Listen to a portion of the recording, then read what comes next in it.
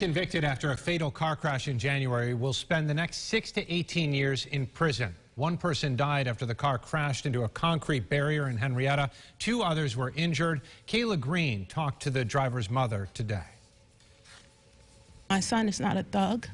My son comes from a very strong, supportive family, and it was a mistake. That was Jordin Campbell's mom. Campbell was driving the car that killed one of his friends back in January. They had an emotional day in court today, along with everyone else involved in the case. This morning, Campbell's attorney read letters he wrote to the victims, saying there isn't a day that goes by that he doesn't think about what happened. I don't want anyone to take Jordin's silence today as meaning that he doesn't feel absolute grief and sorrow. He was overcome to the point of not being able to find the words. The 2 other people who were in the car, Audrey Porter and Shaddam Islam, say what happened that night changed their lives forever.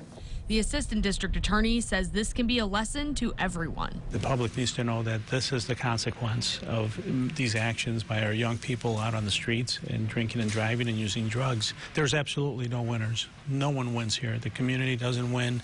The victims obviously don't win. The defendant doesn't. No one wins. Campbell's mom says this could have happened to anyone, and her son will live with it for the rest of his life. As a parent, and I think everyone can relate, when children go out and they socialize with friends, we don't know. We teach them and we provide them with foundations to make good choices for themselves. But at the end of the day, you know, we just have to continue to pray for our children.